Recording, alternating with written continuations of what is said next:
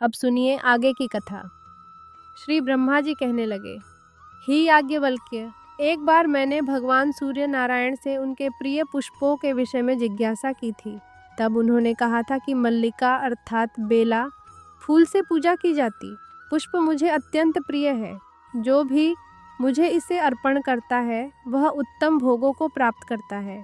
मुझे श्वेत कमल अर्पित करने से सौभाग्य, सुगंधित पुष्पों से अक्षीय ऐश्वर्य की प्राप्ति होती है तथा मंदार पुष्पों से सभी प्रकार के कुष्ठ रोगों का नाश होता है और बिल्व पत्र से पूजन करने पर विपुल संपत्ति की प्राप्ति होती है।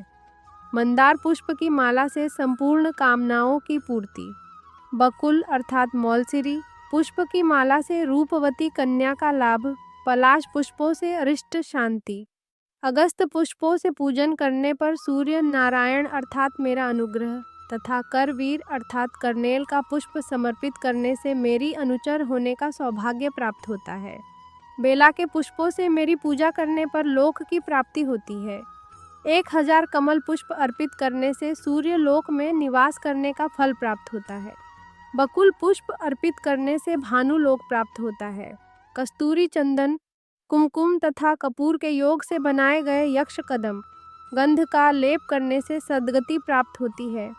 सूर्य भगवान के मंदिर का मार्जन अर्थात साफ सफाई और उथलेपन करने वाला सभी रोगों से मुक्त हो जाता है और उसे शीघ्र ही प्रचुर धन की भी प्राप्ति होती है। जो भक्ति पूर्वक गेरू से मंदिर का लेपन करता है उसे संपत्ति प्राप्त होती है और वह रोगों से मुक्ति प्राप्त कर लेता है, और यदि मिट्टी से लेपन करता है तो उसे 18 प्रकार के कुष्ठ रोगों से मुक्ति मिल जाती है।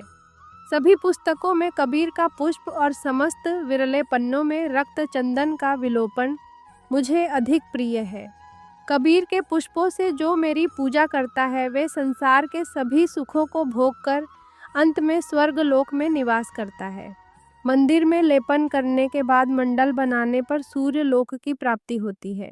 1 मंडल बनाने से अर्थ की प्राप्ति, 2 मंडल बनाने से आरोग्य, 3 मंडल की रचना करने से अब इच्छित संतान, 4 मंडल बनाने से लक्ष्मी, 5 मंडल बनाने से विपुल धन धान्य, 6 मंडलों की रचना करने से आयु बल और यश तथा मंडलों की रचना कर मंडल का अधिपति होता है तथा आयुधान पुत्र और राज्य की प्राप्ति होती है और अंत में से सूर्य लोक मिल जाता है। मंदिर में घी का दीपक जलाने से नेत्र रोग नहीं होता। महुए के तेल का दीपक जलाने से सौभाग्य प्राप्त होता है। तेल का दीपक जलाने से सूर्यलोक तथा कड़वा तेल, सरसों के तेल का दीपक जलाने पर शत्रुओं पर विजय प्राप्त होती है। सबसे पहले गंध, पुष्प, धूप, दीप आदि उपचारों से सूर्य का पूजन कर नाना प्रकार के नैवेद्य अर्पित करने चाहिए। पुष्पों में चमेली और कनेर के पुष्प, धूप में विजय, धूप गंधों में कुमकुम, लेप में रक्त चंदन, द्वीपों में घी का दीप और नैवेद्य में मोदक भगवान सूर्य को परम प्रिय है।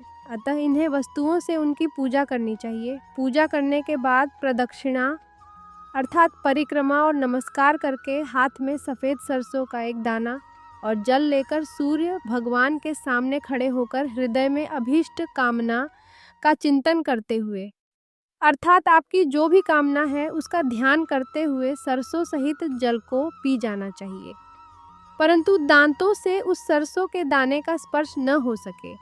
इसी प्रकार दूसरी सप्तमी को श्वेत ससद अर्थात पीली सरसों, उसके 2 दाने जल के साथ पान करना चाहिए। इसी तरह 7वीं सप्तमी तक एक एक दाना बढ़ाते हुए उसे मंत्र के साथ अभिमंत्रित करके पान करना चाहिए। फिर शास्त्रों के रीति से जप और हवन करना चाहिए। यह भी विधि है कि प्रथम सप्तमी के दिन जल के साथ सिद्धांत अर्थात सरसों का एक नाम सिद्धार्थ भी है, यह ध्यान आपको रखना है। सरसों का पान करें।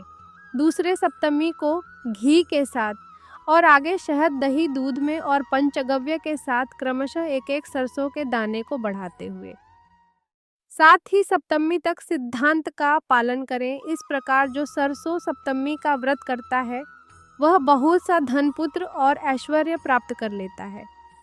उसकी सभी मनोकामनाएं सिद्ध हो जाती हैं और वह सूर्य लोक में निवास करता है। अगला अध्याय है शुभाशुभ स्वप्न और उनके फलों के बारे में।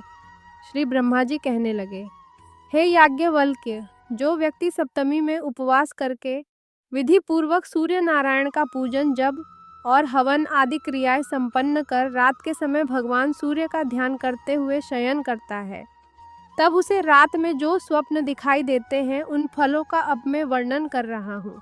यदि सपने में सूर्य का उदय, इंद्रध्वज और चंद्रमा दिखाई दे तो सभी समृद्धि प्राप्त होती है। माला पहने व्यक्ति गाय या वंशी की आवाज़, श्वेत कमल दर पर सोना, तलवार पुत्र की प्राप्ति, रुधिर का थोड़ा या अधिक मात्रा में निकलना या पान करना, ऐसा स्वप्न देखने से ऐश्वर्य की प्राप्ति होती है। घृतांग प्रजापति के दर्शन से पुत्र प्राप्ति का फल होता है। स्वप्न में प्रशस्त वृक्ष पर चढ़े अथवा अपने मुख में गो या सहनी का दोहन करें तो शीघ्र ही ऐश्वर्य प्राप्त होता है।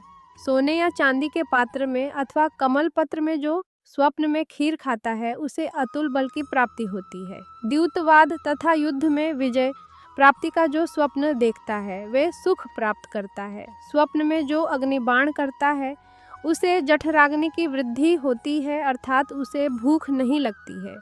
यदि सपने में अपने अंग प्रज्वलित हो तो भी दिखाई दे और सिर में पीड़ा हो तो संपत्ति मिलती है। श्वेत वर्ण के वस्त्रमाला और प्रशस्त पक्षी का दर्शन शुभ होता है। देवता, ब्रह्मांड, आचार्य, गुरु, वृद्धि तथा तपस्वी स्वप्न में जो कुछ कहते हैं वे सत्य होता है। स्वप्न में सिर का कटना अथवा फटना, पैरों में बेड़ी का पन्ना राज्य प्राप्ति का संकेतक है। स्वप्न में रोने से हर्ष की प्राप्ति होती है। घोड़ा, बैल, श्वेत कमल तथा श्रेष्ठ हाथी पर निडर होकर चढ़ने से महान ऐश्वर्य प्राप्त होता है। ग्रहों और तारों का ग्रास देखें, पृथ्वी को उलट दे और पर्वत को उखाड़ फेंके कि राज्य का लाभ होता है। इस प्रकार पर्वत, समुद्र तथा नदी पार करे तो अत्यधिक ऐश्वर्य की प्राप्ति होती है।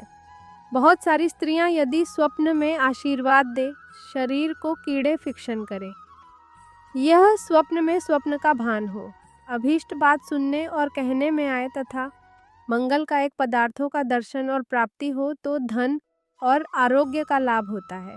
जिन सपनों का फल राज्य और ऐश्वर्य की प्राप्ति है, यदि उन सपनों को रोगी देखता है तो वह रोग से मुक्त हो जाता है। इस प्रकार रात में स्वप्न देखने के बाद अगले दिन प्रातःकाल स्नान कर राजपुरोहित या पंडित जी आसपास जो मंदिर में पुजारी होते हैं उन्हें या फिर भोजक को अपने स्वप्न के बारे में सुनना चाहिए। हरे कृष्णा। इसके आगे का वृतांत आप अगले भाग में सुनेंगे।